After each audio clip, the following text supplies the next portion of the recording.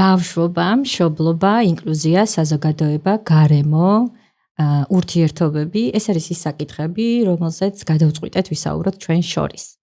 სწორედ ეს სახელი შეურჩიეთ პოდკასტს, რომელზეც მაგ ჯორჯიაში ვიზრუნეთ, რომ შეგვექმნა და შესაბამისად ამ პირველი ეპიზოდის ფარგლებში გადავწყვიტეთ აგვეღო ის თემა, რომელიც ალბათ ყველა ოჯახისთვის არის ძალიან მნიშვნელოვანი და აქტუალური, მით უმეტეს თანამედროვე სამყაროში. ეს არის ბავშვები და მშობლები თანამედროვე ციფრულ სამყაროში. ჩვენ შევეცდებით დღეს ვისაუბროთ თემაზე, რომელიც ეხება ეკრანების გამოყენებას. თანამედროვე სამყაროში ბავშვების განვითარების ხელშეწყობას, რა არის მნიშვნელოვანი, ცვლის თუ არა რამეს ტექნოლოგია, ცვლის თუ არა რამეს ციფრული სამყარო, რომელიც ფაქტიურად რეალური სამყაროს განუყოფელი ნაწილი გახდა და რა ის რომ რაღაცა ცალკე არსებული რეალობები. მეც რა ვარ, მრავალი წელია უკვე მუშაობ ამ მიმართულებით, რაცაც ქვია ოჯახებთან ურთიერთობა, მშობლებთან ურთიერთობა, ბავშვებთან ურთიერთობა და დღეს ჩემს კოლეგასთან, ჩემს მეგობართან ერთად, ნეიროფსიქოლოგ მარიამ ხვადაგიანთან ერთად შევეცდები ვისაუბროთ, გავხსნათ ეს თემა და ვისაუბროთ ამ თემაზე, რომელიც ჩვენთვის პირადადაც აქტუალური და მნიშვნელოვანია და პროფესიულადაც ვთვლით, რომ საკმაოდ კონცენტრირებულ და სერიოზულ ყურადღებას საჭიროებს. გამარჯობა. გამარჯობა. რადგან ეს არის ჩვენი პირველი ეპიზოდი, მინდა რომ რაღაცნაირად მაინც კიდევ ერთხელ ავხსნათ, რატომ დავარქვით სახელი ჩვენს პოდკასტ, ჩვენ შორის, იმიტომ რომ ისეთ თემებზე გვექნება საუბარი, რაც ეხება იმ ადამიანებს, რომლებიც არიან ჩვენ შორის და ეს არიან განსაკუთრებულ ყურადღებას დაუთმობთ ბავშვებს, რომლებიც ხშირად რაღაცა უხილავები არიან, თითქოს დადიან ქუჩაში, ავტობუსში, სადღაც მიემართებიან, მაღაზიაში შედიან, მაგრამ შეიძლება ფიზიკურადაც ვერ ხედავდეთ ამ ბავშვებს ხშირად. და რა შეიძლება შევცვალოთ, რა შეიძლება გავაკეთოთ იმისათვის, რომ ბავშვები, პიროვნებები მეტად იყვნენ პატივცემულები ჩვენს, ასე ვთქვათ, ქვეყანაში, რაც ძალიან მნიშვნელოვანი მაჩვენებელია ალბათ ასევე ქვეყნის განვითარების და საზოგადოების განვითარებისაც. და ამავდროულად, აი რომ დავავიწროვოთ ახლა ეს საკითხი, სწორედ იმასთან მიმართებაში, რაც ბავშვის განვითარებას ეხება. როდესაც ვსაუბრობთ და შენს, მეც, ხშირად საჯაროდ, არასაჯაროდ, უშუალოდ მშობლებთან, ხშირად გვიხსენებია, რა გავლენას ახდენს და გვისაუბრია, რა გავლენას ახდენს ეს гаджеტები, ციფრული ტექნოლოგიები, ზოგადად ციფრულ სამყაროსთან ურთიერთობა, სოციალურ მედიასაც შევეხოთ ასევე. და დავიწყოთ თავიდან. ანუ დაბადებიდან და შეძლების დაგვარად გავყვეთ ყველა ასაკში, რა გამოწვევებთან არის ასოცირებული ეკრანების გამოყენება, რა გავლენას ახდენს ეკრანები და რა შეგვიძლია გავაკეთოთ ჩვენ. და ასევე აუცილებლად არ უნდა დაგვავიწყდეს, რომ შევეხოთ ბავშვების გარდა უშუალოდ მშობლების ყოფასაც, იმიტომ რომ ერთის მხრივ ჩვენ თანამედროვე ტექნოლოგიები გვეხმარება, რომ ვიყოთ ჩართულები და აქტიურები და ბევრ საქმესაც გვაკეთებინებს, მაგრამ მეორეს მხრივ არის რაღაც რისკები, რომლებსაც ყურადღება უნდა მივაქციოთ ჩვენს თავებთან მიმართებაშიც და რაც თავარია ბავშვებთან მიმართებაში. მოდი დავიწყოთ ახლა პირველი იმით, რა არის, რასაც ვერც ტექნოლოგია ვერასოდეს ჩაანაცვლებს, თუმცა ხშირად ტექნოლოგია ანაცვლებს მას. განვითარების ჩვენს კონტექსტში.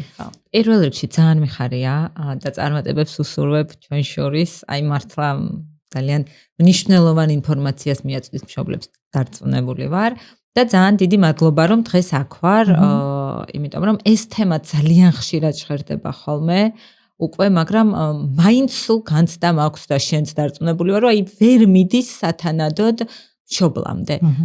რაც შეეხება რას ანაცვლებს და რას ვერ ანაცვლებს, ხო, როგორ უნდა მიდიოდეს ბავშვის განვითარება ზოგადად.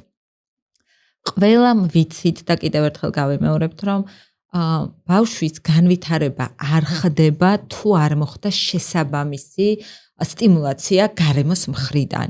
განსაკუთრებით ეს ეხება დაუშვათ კომუნიკაცია, ენა, მეტყველებას და განსაკუთრებით იმიტომ ვამბობ, რომ ამას აქვს თავისი სენსიტიური პერიოდები და კრიტიკული პერიოდები და თუ ამ პერიოდში არ მოხდა ათვისება, შემდეგ ბევრად რთული არის. მაგალითად, კოხლეარული იმპლანტი რო კეთდება, პირველი კითხვაც, რასაც სვამენ, 2 წლამდე ბავშვს ენა და საუბარი ესმოდა თუ არა, იმიტომ რომ თუ არა 7 წლის ასაკში გაკეთებული ვერ მისცემს ამ ბენეფიტს. ამიტომ აი ციფრულ ტექნოლოგიებს და განვითარებაზე, როდესაც ვსაუბრობთ, ისევ და ისევ იწყება რა სჭირდება ბავშვს განვითარებისთვის, ხო? და მას სჭირდება ბუნებრივი გარემო. პირველ რიგში მას სჭირდება ადამიანი, რომელთანაც შევა ინტერაქციაში და კომუნიკაციაში, არავერბალურში, გაუღიმებს, ეთამაშება, არავერბალურ კომუნიკაციას დაამყარებს, ხო? და ბავშვები არიან სარკესავით, ირეკლამენ ჩვენს ემოციებს, ჩვენს განწყობებს და მერე შემოდის ენამეტყველება. ეს ენამეტყველებაც შემოდის სწორედ წლიდან 2 წლამდე ასაკში, ხო? ვიღაცას 1 წლის ასაკში უკვე საუბარი შეუძლია, ვიღაცას არ შეუძლია. როდესაც საუბრობთ გაჯეტებზე და აი ადრეულ ასაკზე, გაჯეტთან გატარებული დრო ნიშნავს, რომ კომუნიკაციას მოაკლდა ის დრო. კომუნიკაციის გარეშე ბავშვის განვითარება არ ხდება. არასოდეს მომხდარა, ვერც ვერასოდეს ვერ მოხდება. შესაბამისად რა მჭირდება მე როგორც ბავშვს? მე მჭირდება მშობელი, რომელიც მეთამაშება, შეიძლება იყოს ბებია, ბაბუა, დედმამიშვილი და ასე შემდეგ. მე მჭირდება სათამაშოები, ასაკის შესაბამისი და მე მჭირდება ინტერაქცია. ეს არის ის, რასაც გაჯეტი ვერ უზრუნველყოფს. გაჯეტს შეუძლია მე მომაწოდოს რაღაცა ტიპის ინფორმაცია, გამართოს, არ ვიტირო, მაგრამ ის რომ ორმხრივ კომუნიკაციაში შემოვიდეს, ფიზიკურად გაჯეტს არ შეუძლია. ამიტომ არის რომ დავუშვათ პატარებთან მიმართებაში სულ არის რეკომენდაცია, რომ ერთადერთი გამონაკლისი არის, რომ შეგვიძლია ისიც 10 წუთი მაქსიმუმ ჩავრთოთ ოჯახის წევრი, რომელიც არის შორს და გამოვიყენოთ კომუნიკაციისთვის. ალბათ აი ეს განსხვავება არის ძალიან მნიშვნელოვანი, რომ აი ისე არ გამოგვივიდეს, ხა ჩვენ ამ 1 საათის განმავლობაში შევეცდებით მოკლედ, რომ გაჯეტებზე, ეკრანებზე ისე ვისაუბროთ, ალბათ, ხო, რომ რაღაცა მონსტრად კი არ წარმოვაჩინოთ ეს ეკრანი, არამედ ეკრანი და ეს გაჯეტები დავტოვოთ როგორც საშუალება და რესურსი და არა წამყვანი სტრატეგია ან ჩვენი ურთიერთობის ჩამნაცვლებელი. და აი ეს ხაზი ალბათ ძალიან მნიშვნელოვანია. ბალანსი დავიცვათ და ის ბალანსიც ვაჩვენოთ, რომ რა ასაკში არავითარ შემთხვევაში, რატომ არავითარ შემთხვევაში და რა ასაკიდან შეიძლება და მართლაც ახლა შეიძლება მაგალითიც მოიყვანე, ხო, რომ ახლა ერთი არის რომ ბებია მყავს შორს და ან სოფელში, ან სხვაგან, სხვა სახლში და მას ვურეკავდა ვეკონტაქტები და ამ ურთიერთობამ იქაც ცოცხალი ურთიერთობაა გაშუალებული გაჯეტით, ხო? მაგრამ აქაც ბალანსია მნიშვნელოვანი დროითი და მეორე არის, როდესაც ბავშვი ორად გავყოფ აქაც, ეკრანთან ზის და უყურებს კარგახანს რაღაცას და მეორე, როდესაც ეკრანს ხშირად იყენებენ ხოლმე მშობლები რაღაცა საქმიანობის შესასრულებლად, რომ მიაღწიონ ამ შედეგს. როდესაც მაგალითად ბავშვები არ იცვამენ და დავდებთ ამ ეკრანს და იცვამს. როდესაც ბავშვი არ ჭამს და დავდებთ წინ ეკრანს და ჭამს და ჩვენ მშვიდდებით, მშობლები მშვიდდებიან, რომ აი ბავშვი უნდა ჭამოს და აი რა კარგია, რომ შეჭამა. სხვანაირად არ ჭამს, აი ძალიან შედეგარს. მოდი ეს დავშალოთ, ესეთი ხო, სხვანაირად არ ჭამს.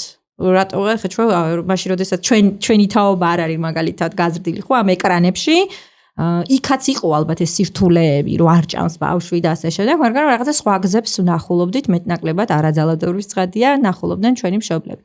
რისი თქმა უნდა, იცი, აი ბაიკო, რომ მოდი აი ესეთი სიტუაციური დეტალები, სიტუაციები გავშალოთ და ვნახოთ რა ხდება მანდ, იმიტომ რომ როდესაც მშობელი მისმენს და გვისმენს და შენც რო ხშირად გაგიწევია ეს კონსტატაციები ხო მშობელთან საუბრისას, მოდის აი ეს არ დაჯერება ერთი სიტყვით, ან რაღაცა ნიჰილიზმი, ან უშუალო კავშირს ვერ ხედავს ხშირად ადამიანი და მოდი გავამთლიანებ კიდე ჩვენი საზოგადოება, რომ ამასა და ამას შორის კავშირი არის რაღაცნაირად უარყოფითი და შეიძლება დროშიც გადაწელილი და ხედავდეთ ცოტა მოგვიანებით ამ შედეგებს. იგივე ან იქვე შედეგებს ხედავთ, მაგრამ არ ვაკავშირებთ, რომ სწორედ ამ ორს შორის არის კავშირი, როდესაც მაგალითად ბავშვის მეტყველება აგვიანებს. როდესაც ბავშვის მეტყველება აგვიანებს, კომუნიკაცია შეიძლება არის, მოდი ესეც გავშალოთ რა არის კომუნიკაცია და რა განსხვავებაა კომუნიკაცია მეტყველება შორის და სად რა ფერ ხდება, აი სიტუაციურად რომ ჩავიდეთ და განვიხილოთ იგივე ტვინის დონეზეც რა ხდება ამ დროს. მაშინ ადრეულ ასაკში შევახებით ჯერ, იმიტომ რომ აი ეს ახლა რაზეც საუბრობთ და როგორც თქვი, ყველაზე კრიტიკული და სენზიტიური მართლა ეს ადრეული ასაკი არის გაჯეტთან მიმართებაშიც და კომუნიკაცია ენამეტყველებასთან მიმართებაშიც. და გეთანხმები რომ აი რაღაცა თითქოს საუბრობთ ამაზე ბევრს და ნდობა არ არის თუ აი რა ხდება ვერ ვიგებ, იმიტომ რომ აი როდესაც მაგალითად მშობელი მიდის პედიატრთან და პედიატრი ეუბნება, რომ არ შეიძლება შაქარი 2 წლამდე, იმიტომ რომ დიაბეტის რისკი ამით იზრდება. მშობლების 90% ამაზე არ აქვს პროტესტი, ასე ვთქვათ, რიჯერებს, მაგრამ თუ მიდიხარ ფსიქოლოგთან და გეუბნება, რომ 2 წლამდე გაჯეტი არ გამოიყენო, აი აქ რაღაცა ჩუთი ცოტა გაუგებარია, მაგრამ ნდობა არ არის და მოდის ძირითადად პროტესტი. და ამ პროტესტის მიზეზი მე მგონია, რომ ერთი არის ის, რომ გაჯეტი ჩვენს ცხოვრებაშიც დასრულების იმდენად შემოსული არის, რომ წარმოუდგენელია, რომ სრულიად თავიდან აიცილო. და მეორე რაც აღნიშნე. აი პირდაპირ იმ წუთას საფრთხეს ვერ ვხედავ და თითქოს მგონია რომ აი არ შეერათ რომ ჩემ შულს ეს არ დაემართება. ეხლა 15 წუთი თუ მივცემა ნახევარისათი რა უნდა მოუვიდეს. აი შაქართან და დიაბეტთან ესე არ არის, იქ უფრო მეტი რწმენა აქვს. და პლუს კვლევები რომ ჩვენ ამას არ ვიგონებთ. ჩვენ გვაქვს კვლევებზე დაფუძნებული მონაცემები და ეს კვლევები არის სანდო, ეს არის კვლევები, რომელიც ჩატარდა თითო კვლევა 10,000, 11,000 ბავშვზე იმ ქვეყნებში, სადაც არის ამის ფუფუნება და ჩვენ ქვეყანაში არ ტარდება, ვერ ტარდება სამწუხაროდ ესეთი კვლევები. თუმცა შეგვიძლია მივიხედოთ ირგვლივ და დავინახოთ ეს გამოცდილებები ყოველდღიურ გარემოებებში. კი ბატონო, მაგრამ აი ეს ერთი ნაწილი, მეორე არის კვლევები და რა ხდება თავის ტვინში ამ დროს, რას გვეუბნება ეს კვლევა. იგივე წამალი, რომელსაც ვიღებთ ჩვენ კვლევაზე დაფუძნებული თუ არ არის, არავინ არ გაუწევს რეკომენდაციას, ხო? ასევე არის ეს კვლევები, რომელსაც ვეყრდნობით და რაში არის საქმე. როდესაც ბავშვი ატარებს დიდ დროს, ან არ ატარებს დიდ დროს, მაგალითად აი ყვება, რადგან სიტუაციური ანალიზი გვინდა, ყვების დროს მუდმივად უყურებს 10 წუთით მულტფილმს, აი რა შავდება ახლა, ხო, თითქოს 10 წუთია ბევრი არ არის. შავდება ის, რომ ყვების დროს ბავშვმა უნდა აღიქვას ფაქტურა საყვების, ფერს უნდა დახედოს, გემო უნდა გაიგოს და გადაწყვიტოს. მოსწონს, არ მოსწონს, სასიამოვნოა, უსიამოვნოა და ამის მიხედვით რაღაცა შეჭამოს, რაღაცა არ შეჭამოს. როდესაც ბავშვი არ ჭამს და მე ვურთავ გაჯეტს, მისი მთელი ყურადღება ფოკუსირდება აი ამ ვიზუალურ მასალაზე, რასაც ხედავს და რას აკეთებს ბავშვი, ავტომატურად აღებს პირს, რა დროსაც, რა რაოდენობას ჭამს, გემო მოსწონს თუ აბსოლუტურად ვეღარ აქცევს ყურადღებას, იმიტომ რომ მთლიანად მოცულია იმითი. ეს ნიშნავს რას? ამას როდესაც ბავშვი არ აკეთებს, ცოტა ზრდასრულ ასაკში იწყება ყვებითი პრობლემები. როგორც კი ამ გაჯეტს გამოაცვლით და ადრე თუ გვიან გამოაცვლით, ხო 5 წლის ასაკში, 6 წლის ასაკში. ხო, მე უკვე ვაცლით და მე უკვე გვინდა რომ რამდენი ხანი უყურებ, შეშვი, ვართმევთ მე უკვე იმ რესურსს, რომელიც ჩვენ თვითონვე მივეცით. თუ არ წავართვით რა ხდება? ეგრეთ წოდებული ჭარბიწონა. ზის უყურებს უკვე საათნახევრიან მულტფილმს, ან მოზარდობის ასაკში 2 საათიან ფილმს და მუდმივად ჭამს და იქაც ისე ჭამს, რომ არ აკვირდება რა ჭამს, რა რაოდენობის ჭამს და რა გემოს ჭამს, ხო? შესაბამისად ეს ერთი ის ნეგატიური გავლენა, რასაც აკეთებს. მეორე რაც აუცილებლად მინდა აღვნიშნო, რომ თავის ტვინის კვლევები ჩატარდა სწორედ აი ამ გაჯეტებთან მიმართებაში. აქაც აი უტრირებულ მაგალითს მოვიყვან, მაგრამ მოვიყვან რა, რომ ბავშვი წაიქცა, ფეხი ეტკინა. ვაკეთებთ რას? მიგვყავს ან რენტგენს უკეთებთ, ან ეხოსკოპიას რომ ვნახოთ რა. ყესი არის თუ არა დაზიანებული, ძვალი რა მდგომარეობაში არის, რომ შესაბამისად ვიმოქმედოთ, ვიკვლევთ. თავის ტვინზე გავლენა ჩანს როგორ? ასე ვერ დავინახავთ დაჟინებული მზერით, ხო? უნდა გავაკეთოთ რაღაცა ტიპის კვლევა. ეხლა ფუფუნება რო ისე უცებ გავიქცე და MRI გავუკეთო, ბავშვს არც საჭიროება არის და არც ფუფუნება ამისი, ამიტომ კვლევებში რას აკეთებენ? როდესაც ხანგრძლივად ან თუნდაც 1 საათი 7 თვის ბავშვი უყურებს ტელევიზორს, თუნდაც იმისთვის რომ ნახონ რა გავლენა აქვს, მას ამ წუთას თავის ტვინზე უკეთებენ MRI-ს. შემდეგ აკვირდებიან 5 წლის ასაკში, შემდეგ 13 წლის ასაკში და იქაც თავის ტვინის კვლევას უკეთებენ. აღმოჩნდა რა, რომ ანატომიურად სტრუქტურულ ცვლილებებს იწვევს. ეს ნიშნავს რა? თავის ტვინი გავს კუნთს. ის შედგება თავისი კონკრეტული რუხი ნივთიერება, თეთრი ნივთიერება, თავისი წილებისგან და რაღაცა თავისი სხვადასხვა უბანს ვეძახით სხვადასხვა სახელს იმისთვის, რომ ჩვენ გავმიჯნოთ რა რაზე არის პასუხისმგებელი. და აი აღმოჩნდა, რომ მაგალითად 2 წლამდე, როდესაც ბავშვი უყურებს, ეგრეთ წოდებული ღარები არის უფრო მოკლე, რუხი ნივთიერება არის უფრო ნაკლები და ქერქი არის უფრო თხელი. თხელი ქერქი არც ისე კარგი არის. აღმოჩნდა რომ ბაზალური განგლიები ეგრეთ წოდებული ზომაში არის უფრო პატარა იმ ბავშვებთან შედარებით, ვინც არ უყურებს. რაში გჭირდება ეს ყველაფერი, ესეც გითხარი, რომ მე მჭირდება გავიაზროთ კარგად. ეს მე მჭირდება ემოციების რეგულაციაში, იმპულსის შეკავებაში. აი ნატიფ მოტორულ უნარების განვითარდეს, ხო და არ შეფერხდეს ამ განვითარება. როდესაც სტრუქტურულად პატარა არის, ეს მიუთითებს იმაზე, რომ შემდეგ როდესაც ჩვენ გვაინტერესებს, რომ აბა როგორ აქვს გავლენა მერე, აი ესე აქვს გავლენა, რომ იმპულსის შეკავება მერე უჭირს, მერე რო გვინდა რომ ეხლა რატო ვერ შეკავა. რაც გამოიხატება მაგალითად იმაში, რომ სათამაშო მოედანზე შეიძლება, რა ვიცი, 4-5 წლის ასაკის ბავშვი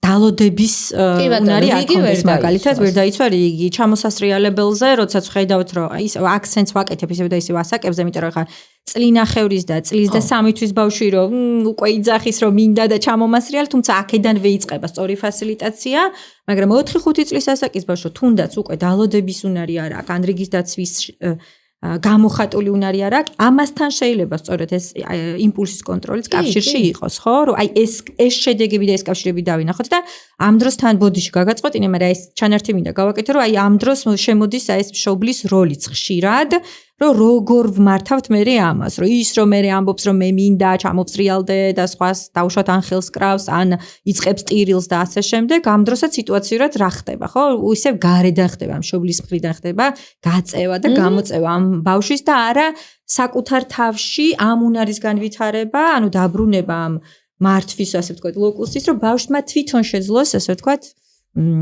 ასეთი ტიპის უნარების განვითარებით შესაბამისი ქცევის გამოხატვა აი ეს კავშირები იცი რა კაი ხმ როგორ ვაჩვენოთ კიდევ უფრო მეტად აი შეგვიძლია ყველაზე მეტად რაც აწუხებთ ხოლმე ასევე რომ აი მაღაზიაში ბავშვი შევიდა უნდა სათამაშო და უნდა და დამთავრდა ხო აი ეს ერთი მაგალითიც რაც ძალიან ხშირად ხდება რომ რატო აწყობს მე ეს ბავშვი ტანტრუმს იმიტომ აწყობს ეს ბავშვი ტანტრუმს რომ იმპულსის შეკავება რომ მინდა და ვერ მივიღე უჭირს იმიტომ რომ აი ამ გაჯეტებთან ურთიერთობით ერთი რომ გაჯეტი რა არის რაღაც არ მომეწონა შევცვალე არ მომეწონა შევცვალე არ მომეწონა იმ წუთას შევცვალე მეორე რომ ესე იგი სტრუქტურულად მე თავის ტვინში ცვლილებას მაძლევს იმისას რომ მე აღარ შემიძლია იმპულსის შეკავება და შედეგად მე გარეთაც რომ იგივეს ვაკეთებ ბავშვი არის დამნაშავე რომ ღმერთო ჩემო რა ჭირს ამ ბავშვს და მიყვავს რომ ბავშვი არის შესაძლებელი ფსიქოლოგთან და არა ნეიროპათოლოგთან წასაყვანი ანუ შესაბამისად ამაშია საქმე რომ მე რაშიც არ ვეხმარები ბავშვი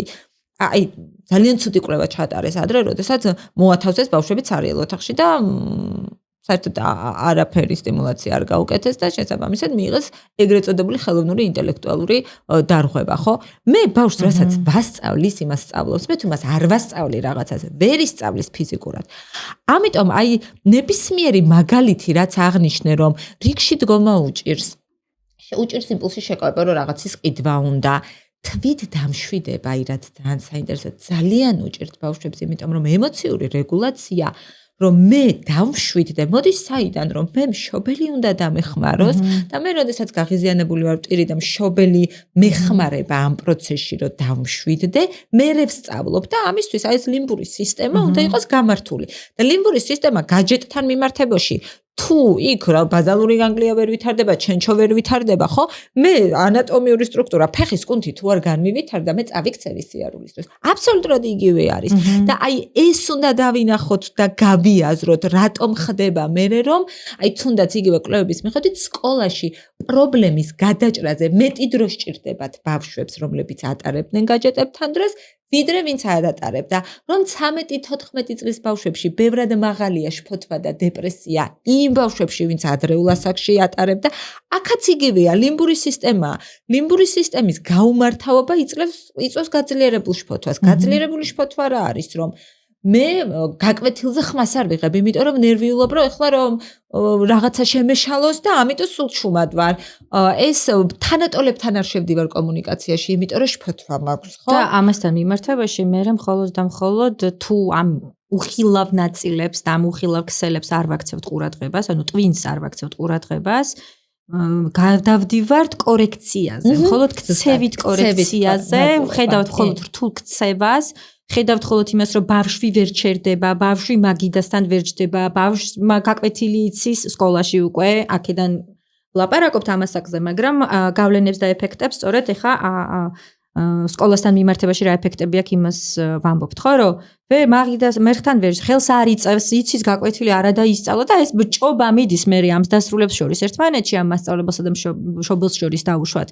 და ბავშვი დგას და იყურება ამ დროს, იმიტომ რომ სინამდვილეში ბავშვთან დაკავშირებით ყველას დაგვავიწყდა, რომ ბავშვთან მიმართებაში რა საჭიროებები იყო თავის დროზე და ერთი კიდე რაც მინდა ისე როდესაც აღნიშნო რომ რაღაცა დაუშვათ ბავშვს უჭირს, ხო, რაღაცა ამ მოცემულობაში, იმიტომ რომ რაღაცის ხელშეწყობა არ მოხდა. ერთი არის რომ რაღაცა ასაკამდე და რაღაცა ეტაპამდე რაღაცეები არის ასაკობრივი თავისებურებები, ხო? და მეორე არის რომ მე უკვე რაღაც ასაკში უნდა მოველოდოთ რაღაცა კონკრეტული უნარების, თავისებურებების, ქცევების გამოვლენას და როდესაც აი ამას ვერ ვხედავთ. აი ამასთან დაკავშირებით ალბათ პირდაპირ და თამამად ვიტყვი, რომ ჩვენ საზოგადოებას ძალიან დიდი მეცადინეობა სჭირდება და ბევრის კითხვა, ბევრის გაცნობა, იმიტომ რომ გვგონია, რომ ეს ბავშვები უბრალოდ იზრდებიან და ჩვენ თუ ვიქნებით აი სიყვარული საკმარისია. სიყვარული არის საფუძველი ალბათ, მაგრამ მხოლოდ სიყვარული არ არის საკმარისი, ასევე მნიშვნელოვანი არის ცოდნა, რომ რა სჭირდება ბავშვს კონკრეტულ ასაკში განვითარების ხელშეწყობის მხრივ. და აი რომ დაუბრუნდა ეს შენ დასაწყისში რაც ახსენე იმ ნაწილს მინდა დაუბრუნდე უფრო გავშალოთ ეს რომ როდესაც ბავშვს ვამთ ეკრანთან ღერას გვეუნება რეალურად ბევრი თანამედროვე კვლევა, ხო? რომ ეკრანთან ჯდომით რა აკლდება ბავშვს ის უფრო ქმნის რეალურად პრობლემას და არა მაინც და მხოლოდ ის, რომ ეკრანი ციმციმებს და ის ციმციმა ეკრანიც გარკვეულ ეფექტებს ახდენს ბავშვზე, უარყოფით, თუმცა აქ არის საუბარი იმაზე, რომ ზის ამდენი საათი ეკრანთან მას მოაკლდა რა? მას მოაკლდა ცოცხალი კომუნიკაცია, ხო? ცოცხალი ურთიერთობა, მას მოაკლდა მოძრაობა, რომელიც ძალიან მნიშვნელოვანი ადრეულ ასაკში, ხო, რომ ავიდეს, ჩამოვიდეს, გადაძრეს, გადმოძრეს, ეს კიდე ცალკე პოდკასტ ეპიზოდის თემა არის ალბათ, რომ ვაძლევთ თუ არა საშუალებას რეალურად ბავშვებს ამდენი ფიზიკური მოძრაობის, რამდენიც მას სჭირდებათ, ხო? და მოაკლდა რა, ხო, ეს ცოცხალი ურთიერთობა, რაც არის, რომ ეს ვიყოთ რესპონსულებენ, მოპასუხეები ბავშვის გამოხატვის მიმართ. ანუ ეს გამოხატვა ვერბალური სიტყვიერი ხმიანი გამოხატვა იქნება ჩვილობის ასაკში თუ დაუშვათ რაღაცას, როდესაც გვიზიარებს და ამ დროს ჩვენ შეიძლება ან ვსკროლავდეთ, ან რამე საქმეს ვაკეთებდეთ, კი ბატონო, მაგრამ აქ ვართ და არ ვართ აქ, მაშინ როდესაც უნდა ვიყოთ აქ და აი ეს რაღაცა სიტუაციაც ხომ არ დავშალოთ, როდესაც ახლა აქ რაღაცა განსაკუთრებულს კი არ ვითხოვთ, არამედ ვითხოვთ იმას, რომ ვითხოვთ ამ საუბრით იმას, რომ როცა ბავშვთან ხარ, იყავი ბავშვთან. თუნდაც რაღაცა კონცენტრირებული დროით და რა ხდება აქ, აი ესეც რო გაშალო შენი ერთადერთი აი რაც მინდა რომ კარგად გავიაროთ რა რომ 2 წლამდე ბავშვის თავის ტვინი არ არის მზად ვიზუალური სტიმულაციისთვის, რომელსაც გაჯეტი მას აწვდის.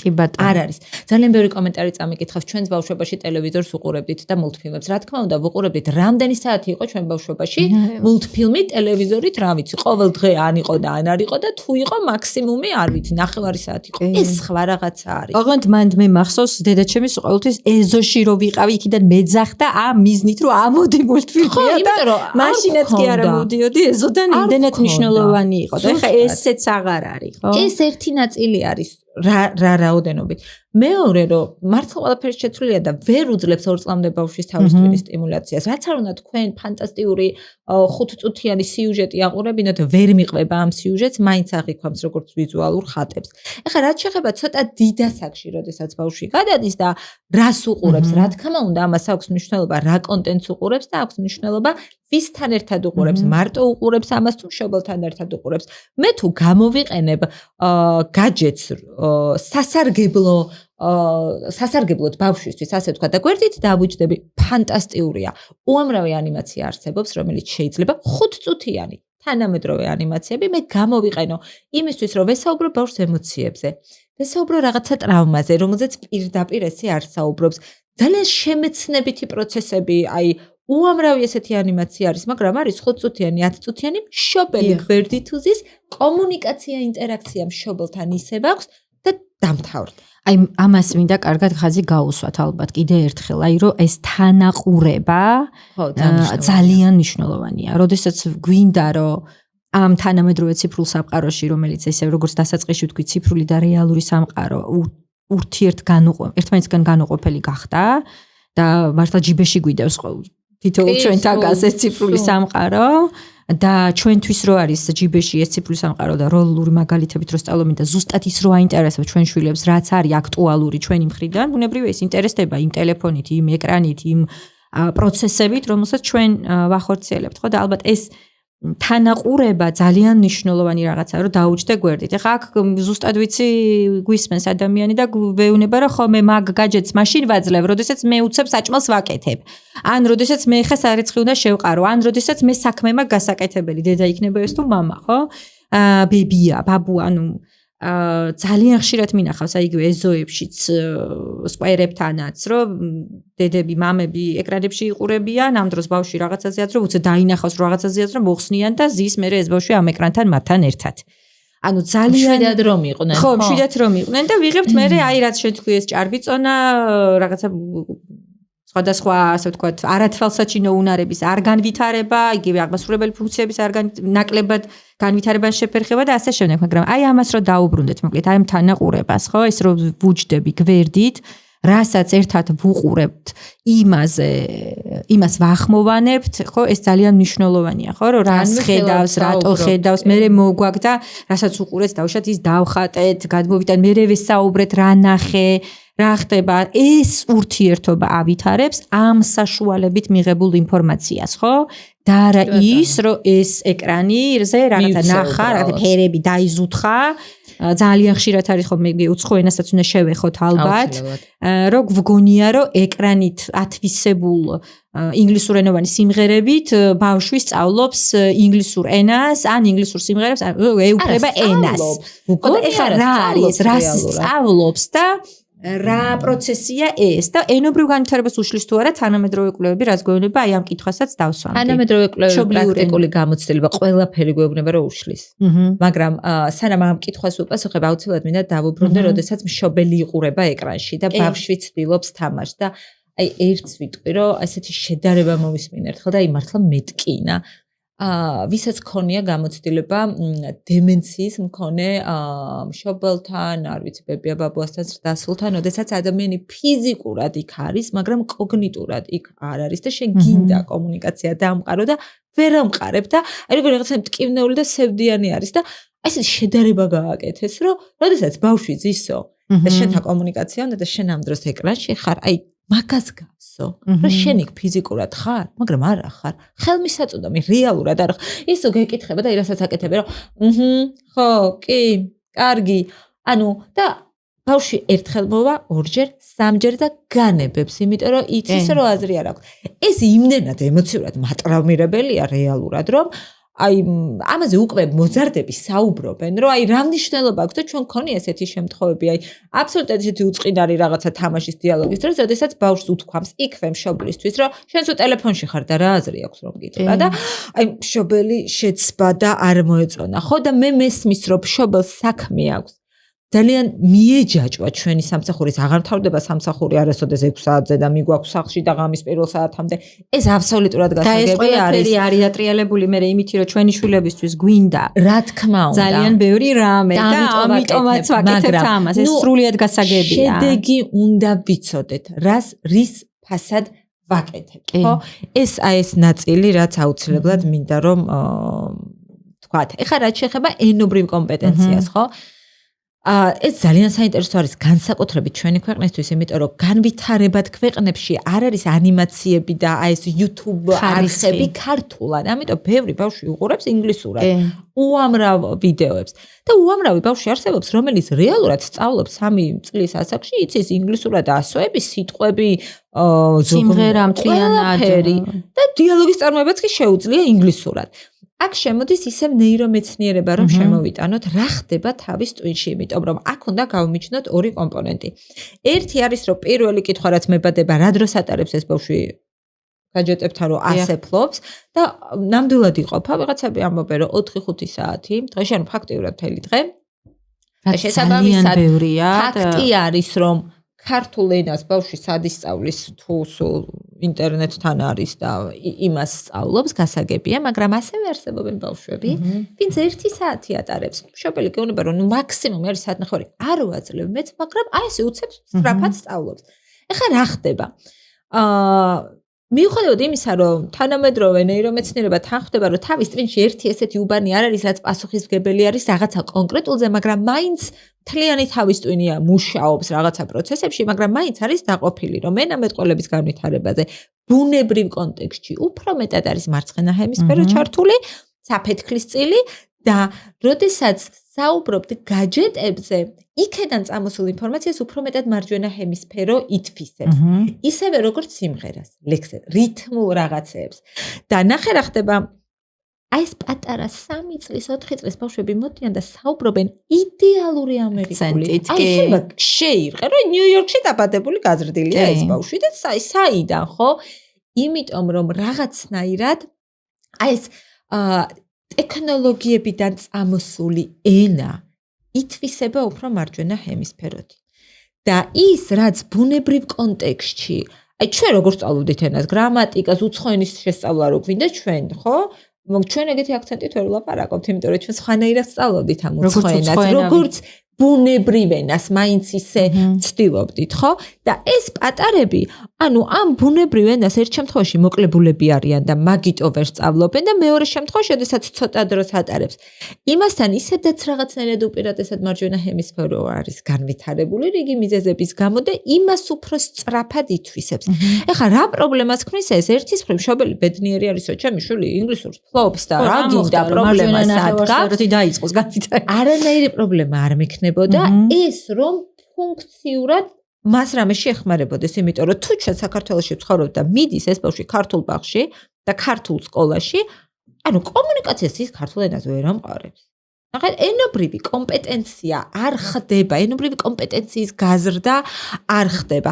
შესაბამისად, ეს უშლის ინტერაქციას ხელს, ეს უშლის ბავშვებთან კომუნიკაციას ხელს, ეს უშლის მომდევნო წლებში წერა-კითხვის ათვისებას ქართულად ხელს და ასე შემდეგ. წაკითხulis გააზრებას, წაკითხulis გადმოცემას.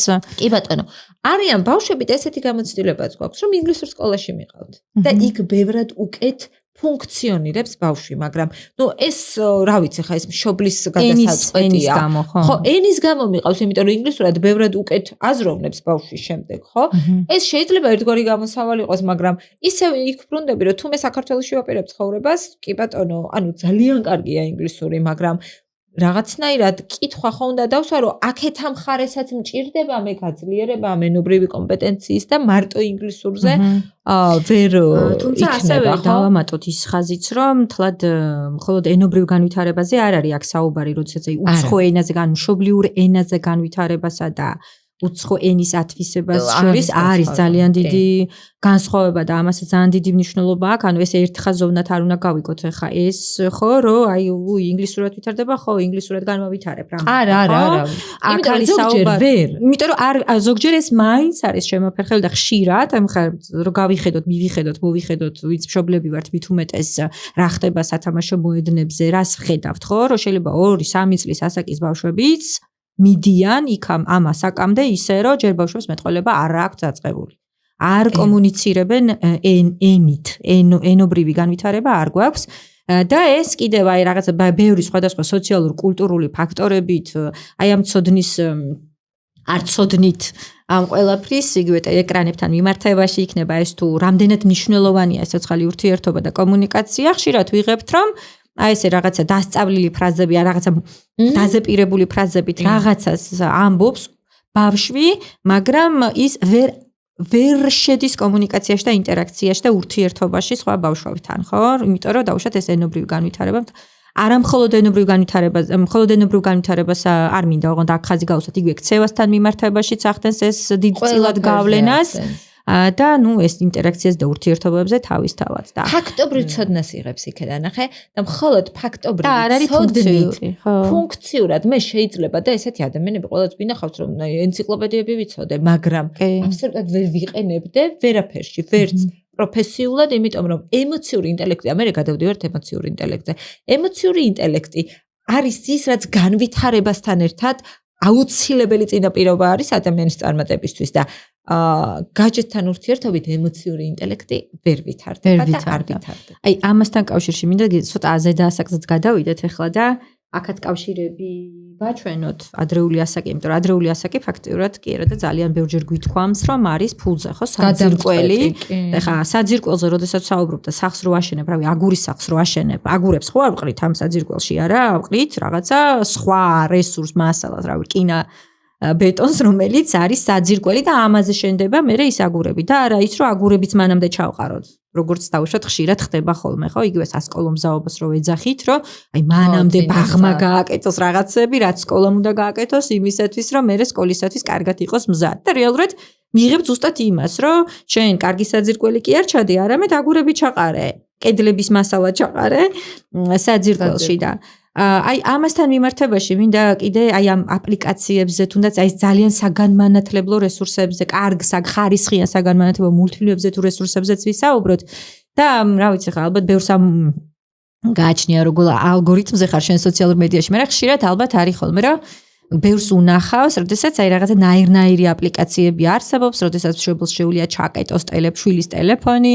მე ეს ამ სარეკლამო რგოლებში ესე ლამაზად არის ყველაფერი, რომ ხო ჩაიკეტა ტელეფონი ბავშვი რო თამაშობს და ბავშვიც გადაბრუნდა და დაიძინა წყნარადში და ეგრე არ ხდება. ეს ჩაკეტები ნიშნავს ძალიან სერიოზულ ემოციურ აფეთქებებს, ხო და ეს აპლიკაციები და ასეთი ტიპის ასე ვთქვათ მართვა საშუალებების არ არის რეალურად ჯანსაღი ურთიერთობა შვილთან და თანაც რაც ყველაზე მთავარია ამ ციფრულ სამყაროსთან უსაფრთხოებას არ ქმნის. იმიტომ რომ მე ყოველთვის ვერ ხედავ, ხო, რას უყურებს და რა ჩავკეტო. და ის ჯანსაღი ურთიერთობები მჭირდება მე ჩემს შვილთან, რომელიც 6 წლის, 7 წლის, 10 წლის, 13 წლის ასაკში მომცემს ამ ღიაობას, რომ თუნდაც ამ სოციალური მედიიდან წამოსული წნეხი, რაც ბავშვებთან მიმართებაში არსებობს, ან თავად რასაც ის უყურებს, აი ამ ასე ვთქვათ, ციფრული სამყაროდან, რომელიც შეიძლება ძალიან ესეთი ან მატრამირებელი, ან ემოციურად ძალიან ესეთი აღმატკინებელი გახდეს, ასე ვთქვათ, ხო? რომ ამასთან ან იგივე არასათანადო ინფორმაციასთან გქონდეს შეხება, ან არასათანადო ადამიანებთან, ვიღაც უცხო ადამიანებთან, ასე ვთქვათ, კომუნიკაცია შედგეს ისე, რომ ჩვენთან არ მოიტანოს. აი ეს ჩამკეტები და ეს აპლიკაციები და ეს დაცვები და ეს რაღაცა ძლიერი პასვორდები არ გვაძლევს რეალურად უსაფრთხო ურთიერთობებს, ხო? და უსაფრთხოების შეგრძნებას ბავშვებში. ეგ რო უსაფრთხოებას ამაზეც რო გავშალოთ ეხა ჩვენ. ეგ რო უსაფრთხოებას არ გვაძლევს, მაგის ნათელი მაგალითი არის, რაც გააკეთა ახალმა ზელანდიამ და დიდ ბრიტანეთმა, რომ საერთოდ აუკრძალეს სოციალური მედია 16 წლამდე ბავშვებთან აკრძალეს, თუმცა ესეც ვიცით, რომ 15 წლის ბავშვს თუ მოუნდა იქ ცალკე პრობლემა დაარეგისტრირებს, ვითომაც დასრულია და რაღაცებს გააკეთებს, მაგრამ ეს დაეხმარება პატარებს მინიმუმ, რომ რაც შეიძლება გვიან დაიწყონ ურთიერთობა აი ამ სოციალურ მედიასთან. ასევე აუცილებლად რადგან დასრულებს და უფრო სწორედ ცოტა მოზარდებს შევეხეთ, რა მინდა აღნიშნო, ჩვენ ვართ ისევ ცოტა ისეთი განვითარებადი ქვეყანა, ჩვენთან უფრო გვიან შემოდის ხოლმე მაინც რაღაცეები. იმ ქვეყნებში, სადაც უკვე წლებია, აი 20 წლის წინ, 25 წლის წინ დაიწყო ამ გაჯეტებთან ურთიერთობა და შედეგები ნახეს და უკვე კვლევები დიდებზე არის გაკეთებული და არა მარტო ბავშვებზე. გაიზარდნენ ციფრულ სამყაროში დაბადებული ბავშვები და შედეგები ნახეს. ნახეთ რა ხდება. უკვე სულ უფრო აქტიურად საუბრობენ ფსიქოლოგები, ფსიქიატრები, რომ 13 წლამდე ბავშვს არ უნდა ჰქონდეს თავისი პირადი ტელეფონი, არ უნდა ჰქონდეს პირადი iPad-ი და არ უნდა ჰქონდეს ტელევიზორი ოთახში. რატომ? იმიტომ რომ 12-13 წლამდე უნდა ათამაშო, მაგრამ შენ ტელეფონზე, შენი iPad-ი ათხოვო, ტელევიზორი იყო საერთო სივრცეში. ერთი იმიტომ რომ აბსოლუტურად კონტენტი მეტნაკლებად აკონტროლო, მეორე რომ 12 წლამდე ბავშვს მეტნაკლებად მართავში გულისხმობ, რომ შეგიძლია აუკრძალო 15 წლის მოზარდთან ამის გაკეთება შენ ზღუდველი წესები განსაზღვრო მას ამ რაღაცასთან მიმართებაში. აი ამ რაღაცასთან მიმართებაში. იმასთან უკვე ვეღარ აკეთებ, ის უკვე დიდია და თან შენ გიჭირავს 24 საათი და ანუ აღარ მოქმედებს და გიწევს მერე სულ ჭიდაობა. რაც უფრო გვიან დაიჭერს ბავშვი თავის პირად ტელეფონს, უფრო ნაკლები ჭიდაობა უწევს მშობელს, იმიტომ რომ თანამედროვე სამყარო ნახე როგორი გახდა, რომ შობლის დიდი დროც ხომ მიდის რაში? მომეცი გაჯეტი არა არ მოგცემ. 12 წლამდე ბავშვს საკმარისია თუ უკვე არ არის ძალიან მიჯაჭვული. შესთავაზო ერთობლივი აქტივობა, გარეთ გასვლა, ერთად თამაში. სადღაც 70% ბავშვები სტოვებს ტელეფონს და მოყვება.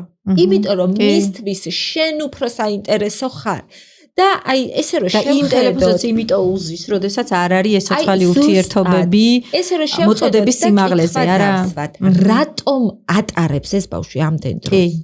იმიტომ ატარებს, რომ აქ კიდე ბევრი კომპონენტი შემოდის სხვადასხვა ასაკობრივ ჯგუფში. იმიტომ ატარებს, რომ ერთი არ იცის სხვა რა გააკეთოს.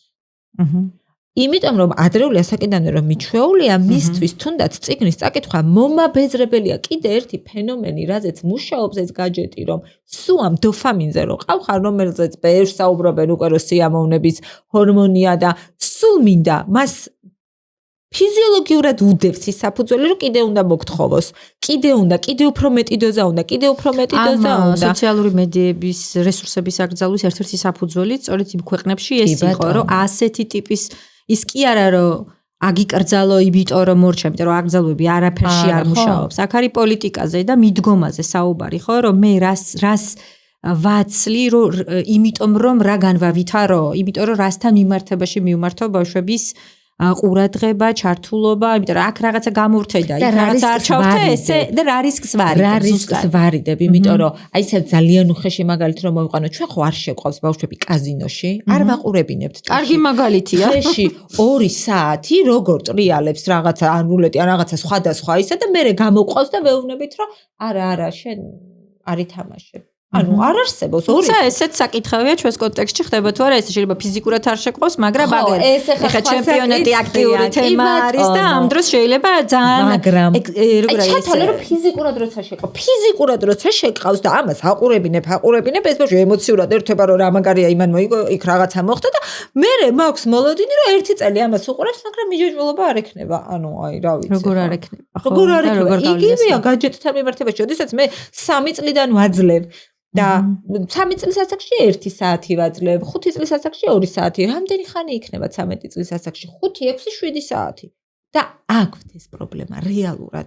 და მე მიდის ძალიან სერიოზული ურთიერთობის პრობლემები მშობლებსა და შვილებს შორის, იმიტომ რომ სადღაც რაღაც ეტაპზე მშობელი ფხიზლდება და ხვდება რომ ხა აქ კატასტროფა ხდება და მე საქართველოშიც აი პრაქტიკულ სულ როგორია რომ სადღაც სხვა ქვეყანაში ხდება პრაქტიკული გამოცდილებით რომ აი ბავშვი რომელსაც 2 დღე ღამის განმავლობაში დედამ ვერ ააყენა კომპიუტერიდან და გამოურთოთ ცენტრალური იმიდან დალეწა ყველაფერი ოთახში მშობელი თვითონ შოკში იყო ჩვენ გვაქვს ეს პრობლემა რომ თინეიჯერები გვერდ-გვერდ ხედან და ერთმანეთს ემესიჯებიან იმიტომ რომ აღარ იციან როგორ დაამყარონ ცოცხალი ურთიერთობა ის უფრო უმარტივდება თვითონ შენ რაც თქვი ხა იმას მინდა დაუბრუნდა უღოთ ასე ვთქვათ იმ კრიტიკით რა კრიტიკითაც შეიძლება ჩვენ ასე ვთქვათ გააკომენტაროს ადამიანმა რომ ნუ ეხა აი წეგან რო თქვი იგივე ტელეფონთან მაგაკლებები რომ მოიყვანე რომ არ უნდა ქონდეს რაღაც ასაკამდე საკუთარი და ასე შემდეგ ნუ მან ხო ბევრი ფაქტორი შემოდის ხო რომ შემოდის ის ფაქტორი რომ ამას რო აქ იმასაც აი ჩემ შვილს აი ხა თა კლასში რა ვიცი რაღაცა კონკრეტული მოდელის ტელეფონი უჭირავს უმრავლესობას და ჩემშვილს ხوار დავაკლებ, ანუ მე კი სხვა გიღირებულების ვარ, მაგრამ აი ეს ძალიან ბაცია, ეს ხაზი, როდესაც შეიძლება აქეთ გადმოვარ და ის 1 ცალი და 2 ცალი მშობელი, რომელიც ამბობს, რომ ხო, არ ვთვლი, რომ უნდა კონდეს უახლესი მოდელის ჩემშვილს ტელეფონი, მაგრამ მე უცებ, აი შეიძლება ის იმ 2-დან 1 მაინც გადავარდეს იმ ბადეში, ხო, როდესაც ხო, ნუ აი მე დასცინებენ, აი მანდრ, ანუ აქაც მინდა რომ ესეთი აი რაღაცა აბსტრაქტულად რო არ დარჩეს რა ეს ჩვენი მსჯელობა და რამდენად მნიშვნელოვანია აქ ბავშვის ემოციური კომპეტენციები, რამდენად მნიშვნელოვანია აქაც ჩვენი ურთიერთობა და კომუნიკაცია ასეთი ტიპის ღირებულებებზე, იმიტომ რომ ის 1 და 2 და 3 მშობელი შეიძლება სწორედ იქით კი არ გადავარდეს, არამედ აქეთ გადმოვიყვანოთ, ხო და შევქმნათ უკვე ის საზოგადოება, რომელს საზოგადოებაშიც ეს ეკრანები და ესეთი სოციალური კონფორმიზმის მიზნით განხორციელებული რაღაცები არ არის ასე ვთქვათ, ხო? ძალიან რთულია, მაგრამ აი როგორი შეტყობინება, როგორი გზავნილი შეიძლება გქონდეს მშობლებისთვის, რომ რაღაცა მომენტში ძალიან მნიშვნელოვანია, რომ დავდგეთ იმ ღირებულებებზე, რა ღირებულებებიც და რა ცოდნებით ჩვენ დაგვეხმარება, რომ ჯანსაღი ურთიერთობა გავაძლიეროთ ჩვენს შვილებსა და ჩვენს შორის. და ამ ჩვენ შვილებსა და იმ ბავშვებს შორის, რომელთანაც შეიძლება რაღაცა ცოტა სხვანაირი აღქმა არსებობდეს, რა არის მნიშვნელოვანი, ხო? მატერიალური თვალსაზრისით იქნება თუ ურთიერთობის მხრივ. ძალიან ფულ ნაწილზე საქართველოსთვის მე ასე ვთვლი ძალიან გულწრფელად რო თქვა, იმიტომ რომ ეს არის ყველას აქვს და მეც მინდა. ყველას და მეც და რითი ვარ ნაკლებ. და აი აქ რო შემოდის, რომ თვითონ მშობელსაც ეს განცდა აქვს და აი ნახე, რეალურად პასუხი რა არის ამ შემთხვევაში მშობლის ადეკვატური პასუხი რა შეიძლება იყოს, რომ ის რო ყველას აქვს, ეს არ ნიშნავს, რომ ეს კარგია, ხო? რეალურად ნახე, ეს არ ნიშნავს, რომ კარგია, ანუ ისევ ჯანსაღურთი კომუნიკაციამდე მიდივართ. მე თვითონ უნდა მქონდეს ეგ ღირებულება, მაგრამ მე თვითონ თუ მაქვს ის ღირებულება, რომ ყველას რო უჭირავს, მეც მინდა როგორც მშობელს მეჭიროს. ის iPhone-ი მე ამას ბავშვს ვეღარ ვასწავლი, იმიტომ რომ ჩემი ღირებულებაც იყო და ჩვენ ვართ ის საზოგადოება, რაც აი სხვებს უყურებთ, მეზობელს რა აქვს, იმას რა აქვს და სხვების დასანახად რაღაცებს ვაკეთებთ. ნუ ძალიან სამწუხაროდ ეს არის. ამიტომ ცოდნა არის ის ერთადერთი ზიანის ცოდნა. და ისევ დაუბრუნდები ფიზიკურ ზიანზე. არ დავასახელებ კონკრეტულად რომელს, მაგრამ ნუ უმეტესობას ტკბილი სასმელებისას აწერია ზედ, რომ ნახევარი შემცველობა ბოთლზე წარმოიჩინოთ არის შაქარი. არც ერთი მშობელი, აი ეს ბოთლი ხა ესე რომ დაუდგათ ნახევარი შაქარი და აჭამე ბავშვსო, არ აჭმებს იმ რაოდენობას შაქარს, მაგრამ ზოგმა ეს საერთოდ არ იცის, რომ იმას აწერია თან. და ეს ნახევარი არის შაქარი, რაც დიაბეტის რისკი არის. ამიტომ აძლევს და რომ გაიგებს მერე ეშინია. შესაბამისად, ცოდნა არის. ან როდესაც შედეგი დგება, ხო, ნუ შედეგი თუ დადგა, ძალიან ცუდი შემთხვევაა. ხო, მაგრამ შედეგებსაც ნავისაუბრეთ, რომ ესეც პრობლემაა. ეს არ არის ჩვენი კომპეტენციის ფარგლებში სასაუბრო საკითხი, მაგრამ ჩემთვის როგორც მშობლისთვის ეს ძალიან მნიშვნელოვანი საკითხია. ყველა ფერთან მიუწვანს კოკაკოლას ხარაგა კონკრეტული პროდუქტის არ მინდოდა, მაგრამ ნუ შაქრიან სასმელებს, დაშაქრულს, რომელიც რა თქმა უნდა არ არის კარგი და ანალოგიური, აი, კარგი მაგალითი მოკავს, რომ ეს ფიზიკური ხელშესახები მაგალითია და აქ კიდე რაღაცნაირად ვიწყებთ ფიქრს და აქაც უნდა დავიწყოთ ფიქრი, რომ ეს ცუდია. იქაც სადღაც რომ მიყავს ბავშვი და მოაქვთ ყველასთვის ეს თბილი სასმელი, ხო? შენც ანუ ბავშვი სვამს თუ არ გახარ რაღაცნაირად მედეგად და მე მინდის რომ არა შენ არ უნდა დალიო და იქაც აქ იმ ბავშვს ყველა სვამს და მე რატო არა, ხო? მაგრამ ამაზე ისევ და ისევ თითქოს უფრო მყარად ვართ, იმიტომ რომ გააზრებული თუ მაქვს რა საფრთხეა და ეს არის ისევ და ისევ ცოდნა. მე უნდა ვიცოდე რას ვაჭმევ, მე უნდა ვიცოდე რას ვასმევ ჩემ შვილს და ანალოგიური არის, მე უნდა ვიცოდე გაჯეტიდან რა ტიპის ინფორმაციას ვაწვდი და რა დოზით. და მოზარდებთან კონტროლი, აი რაც ახსენეს აპლიკაციები, საიდანაც წავით, რომ აპლიკაციით ყველაფერს ვერ გააკონტროლებ, შინაარს ვერ გააკონტროლებ, იმ აპლიკაციას მე ჯერ არ მინახავს გულწრფელად რო გითხრა, ხა მეც ყავს მეგობრი შვილები და ოჯახის წევრები, რომელსაც არ შეუძლიათ ძალიან მშვიდად გახსნას, გატეხოს, ან მოგატყუოს, რომ სხვა რაღაცისთვის ჭირდება. ეს არის გარკვეულ ასაკამდე ბერკეტი. შემდეგ უკვე მთავრდება. და ისინი ძირითადად ამერიკის შეერთებულ შტატებზეა საუბარი, იმიტომ საუბრობენ, რომ 13 წლამდე არა, რომ 13 წლამდე აი ეს მორალური ღირებულებები, ფასეულობები, რაღაცა უკვე ყალიბდება და რაც თავარია თავის ტვინი ხალხო, თავის ტვინი შუბლის წილი, რომელიც პასუხისმგებელია კონტროლზე, დაგეგმაზე, იმპულსის შეკავებაზე 25 წლამდე არ ვითარდება, 25-მდე და შესაბამისად, ნუ აი 13-14 წლის ასაკში მეტნაკლებად რო ვითომ ჩამოყალიბებული არის, იქ უკვე მასაც შეუძლია აკონტროლოს. 14 წლის ბავშვთან უფრო მარტივია ისაუბრო იმ მავნე გავლენაზე ხანგრძლივ პერსპექტივაში რაც აქვს და წამოყვება. თუ უკვე არ არის მიჯაჭვული. თუ უკვე მიჯაჭვულია, რაც არ უნდა მას ესაუბრო. ხანა იმიტომ რომ არ უნდა. დამთავრდა დოფამინზეა შემჭდარი. ჩვენ სოციალურ მედიაში, ხო? ანუ რეალურად ალგორითმი როგორ მუშაობს, მე მომეწონა ძაღლი პატარა ლეკვი, ერთხელ დავალაიქე და ამოაგდო მეორედ, მესამედ და ჩვენც კი გვიჭირს დასრულებს და ანუ ბავშვი ვერ აკონტროლებს. ამიტომ მე ძალიან მომხრევარ, რომ ტელეფონი კი ბატონო, მე მესმის, რომ ყოველდღიურად კომუნიკაცია იქ შფოთვა ზოგადად გაიზარდა და ეს ცოცხალი კომუნიკაცია მუდმივად ყველაც გჭირდება, მაგრამ ისეთი, რომელსაც არ აქვს სოციალურ სივრცესთან წვდომა და რომელსაც თუნდაც ვიზუალურად აი ცოტა ძველი მოდელის ტელეფონები, ან არაძველი, მაგრამ სპეციალურად გათვლილი იმაზე, რომ ტელეფონი იყოს იმისთვის, რომ დარეკო, უპასუხო, მიპასუხოს, ან მომწეროს. აი, ეხლა რაღაცნაირად რომ რაზეც ვისაუბრეთ, რაღაცა დათქმებივით კი არა, რაღაცა შევკრათ რაღაცნაირად, ხო, რომ აი რას ვტოვებთ, რა გვინდა, რომ დარჩეს რაღაცა მთავარი გზავნილის სახით ჩვენს საზოგადოებას და ჩვენს მშობლებს. რომ ერთი ძალიან მნიშვნელოვანი რაც გვინდა ალბათ არის ის, რომ გავიაზროთ გაჯეტის მნიშვნელობა და გაჯეტთან დაკავშირებული რისკებიც, ხო? ერთი. მეორე, რომ კონკრეტულ ასაკში რაღაცა სპეციფიკური ურთიერთობით უნდა გამოვიყენოთ ეს საშუალება, ან რაღაც ასაკში ეს არ უნდა გამოვიყენოთ, რომ არაერთგზის აღნიშნე, რომ წლამდე, 2 წლამდე ბავშვს ეკრანთან შეხება არ უნდა კონდეს, თუ აქვს შეხება ესეც ისევ უნდა იყოს რაღაცა კომუნიკაციის და ინტერაქციის მიზნით, არა, და ცოტა მოგვიანებით აუცილებლად უნდა იყოს ეს ეგრეთ წოდებული თანაყურება, თანარეგულაცია. არანაირი სადღაც იქ ბიჭდა და 1 საათი უყურა და მე ამ დროს რაღაცები ვაკეთე, არ უნდა იყოს და რაც ყველაზე თორე კიდე ერთი დეტალი მინდოდა გაგვეშალა და ესეც აქ მივაბად, რომ კი ვთქვით, თუმცა არ გაგვიშლია დიდად, აი ეს როდესაც ეკრანთან არის, რას აკლდება? აკლდება ცოცხალ სიტყვებს, აკლდება ცოცხალ ურთიერთობას და რაც ყველაზე მთავარია და ძალიან ხშირად ამაზე არ ვსაუბრობთ ხოლმე, აკლდება იმას, რომ რაღაცა მოიწყინოს, რაღაცა მობეზრდეს. რაც ძალიან მნიშვნელოვანია განვითარებისთვის, არა? იმიტომ რომ ამ მოწყენამ, მობეზრებამ რაღაცნაირად რო ვარ, აი ეს სტიმულია, რომ რაღაცა მოვიფიქრო და მოქმედებაზე გადავიდე მე თვითონ. და არა ის რომ ყოველთვის ვიღაცა მიკარნახოს გარედან რა გავაკეთო, ხა აბდგე, ხა გადაბჯდე, ხა გადმოვჯდე, ხა გამოვთო ტელეფონი, ხა ჭავთო ტელეფონი და ასე შემდეგ. ანუ ისევ და ისევ ამ ბავშვისთვის და მისი განვითარებისთვის გვჭირდება ის რომ გავიაზროთ მისი მნიშვნელობაც და მასთან დაკავშირებული რისკებიც და ურთიერთობაში ამ საშუალებასთან მიმართებაში ვიპოვოთ ბალანსი. იმიტომ რომ ჩვენ რო ეხა დავდგეთ და ვილაპარაკოთ რომ აო გაჯეტი ცუდია, ასეც არ არის, ესეთი ერთფაქტორიანი არ არის, ხო?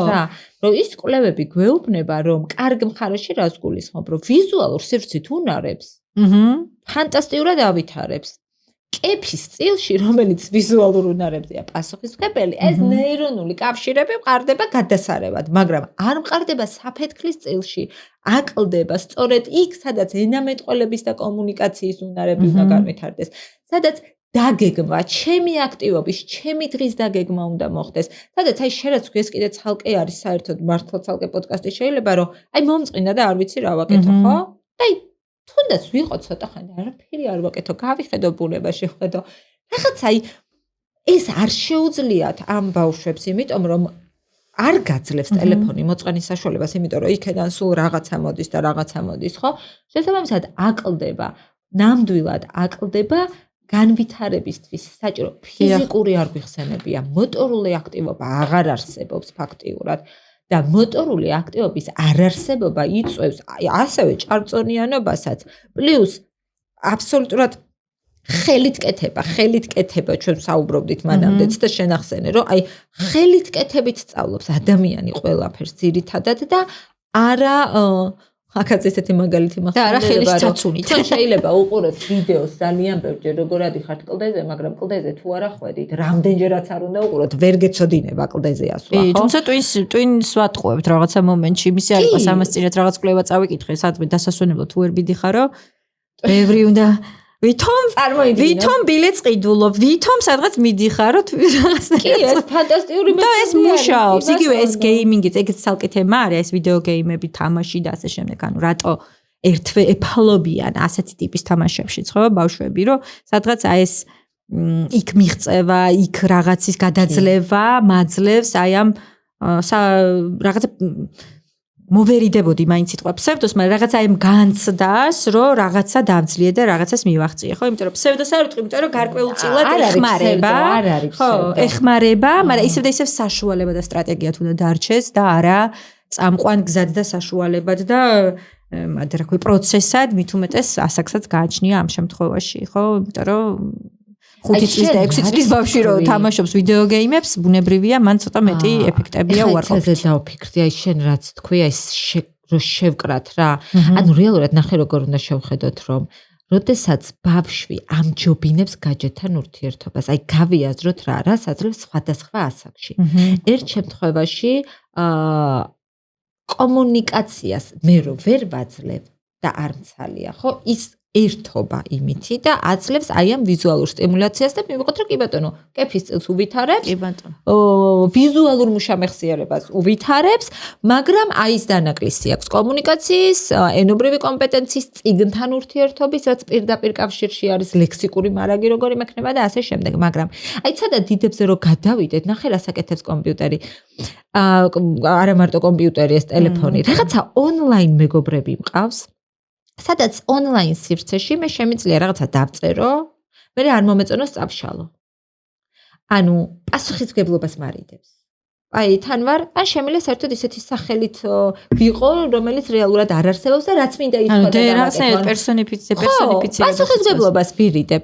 ყავს ონლაინ მეგობრები, რომლებსაც სინამდვილეში არ ვიცნობ, მაგრამ გვაქვს საერთო ღირებულება, ან თამაში, ან აი რაღაცა ისეთი, მაგრამ საქმეზე რომ მიდგება, მათ შესახებ არც არაფერი არ ვიცი და ეს არ არის ცოცხალი კომუნიკაცია. მიკუთვნებულობის განცდა მიჩნდება მე აი ამ სამყაროს მიმართ. ნახე, აქ კი არ მაქვს ეზოში რომ ბავშვები თამაშობენ მიკუთვნებულობის განცდა. აი ონლაინ ვიღაცეების მიმართ მაქვს მიკუთვნებულობის განცდა, ფსევდოზე გამახსენდა.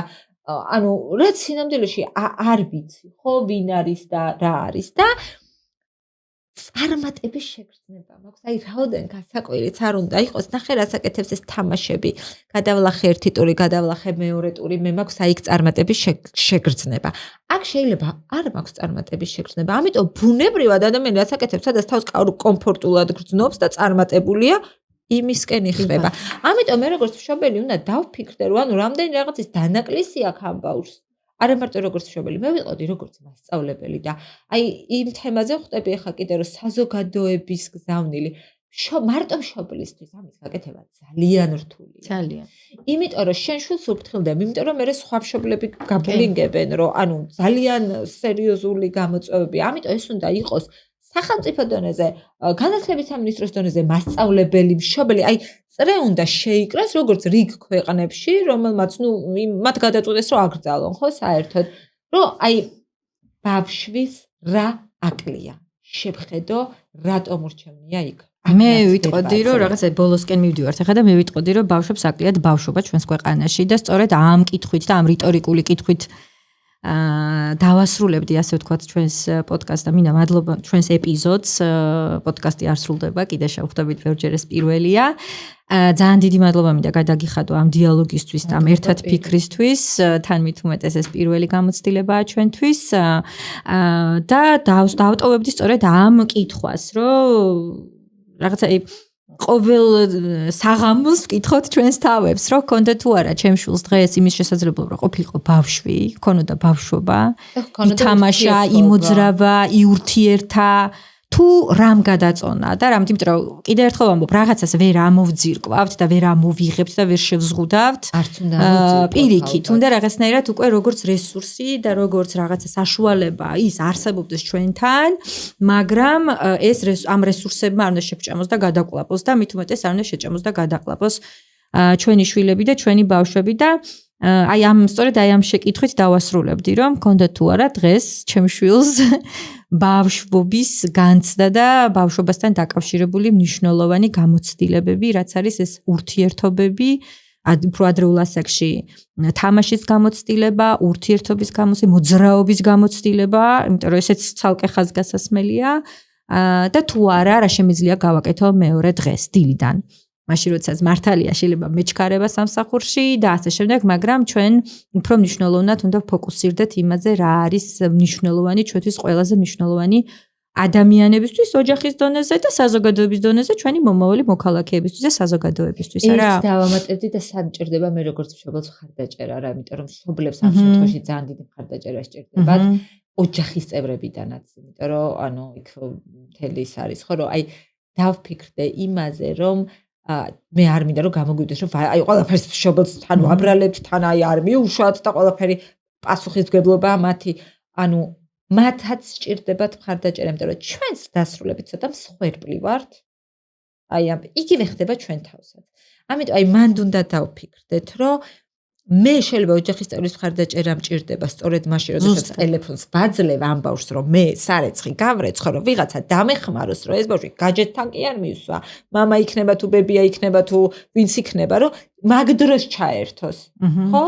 აი ჯანსაღი კომუნიკაცია და ურთიერთობა. თუნდაც თანაყურებით. ჭირდება თუნდაც თანაყურებით და მე ყველამ ერთად ვუყუროთ 1 საათნახევარი ფილმს ერთად რა. აი აქ მშობლების ხარდაჭერა ძალიან მნიშვნელოვანია. დიდი მადლობა. ეს იყო ჩვენი პირველი ეპიზოდი, რომელსაც ესეთი სათაური შეურჩიეთ, რომ ბავშვები და მშობლები ციფრულ სამყაროში. ჩვენ კიდე შევხვდებით და ვისაუბრებთ ჩვენ შორის. ნახვამდის.